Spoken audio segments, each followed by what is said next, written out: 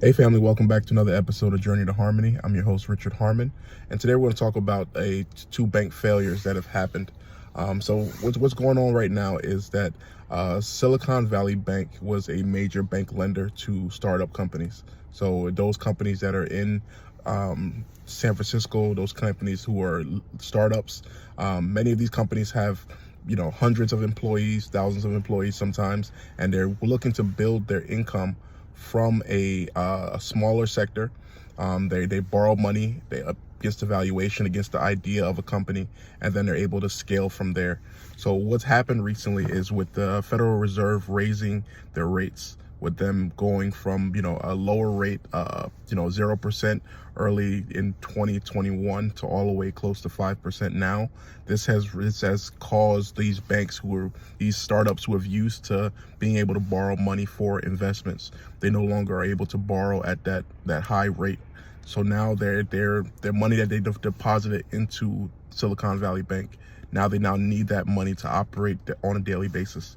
So all of these people, normally what happens is, like, if you have a large amount of money placed at a bank, they will tell you, say that, hey, we need a few days to get this money out if you come and ask for a withdrawal, because they have invested that money into a bond or into something else outside. So all at once, these companies are now needing this cash because they can no longer access liquidity or cash from bank loans. So all of these people now come and ask for their money back. They're like, hey, we need this cash to be able to run our businesses. And the bank itself is looking, they're like, well, we don't really have the money because we've tied it up to something else. So now everyone hears about the lack of available cash, and now everyone runs and goes to get their money. And when this happens, the faith in that bank completely ends, and this is basically where we are. So while the FDIC does insure, up to $250,000 in terms of that income, many of these companies will have millions of dollars in this bank.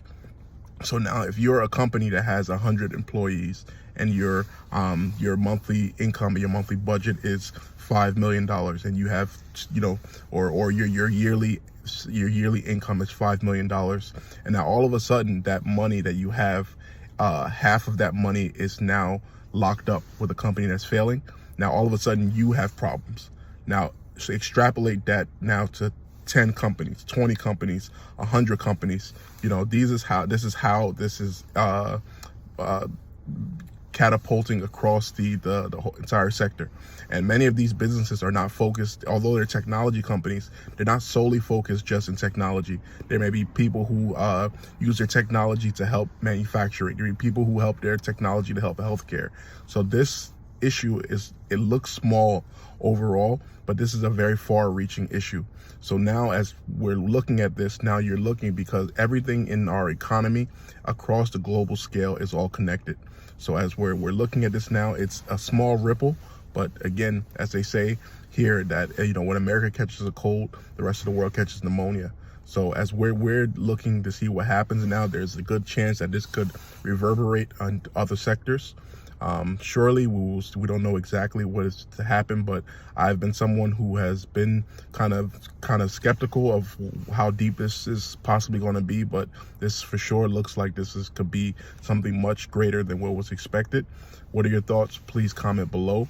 Like, share, and subscribe. And for those of you who have additional information, please add that to the comment section, and we'll look to continue on. I'll continue adding more information as it finds out. But thank you so much for joining. Have a good day.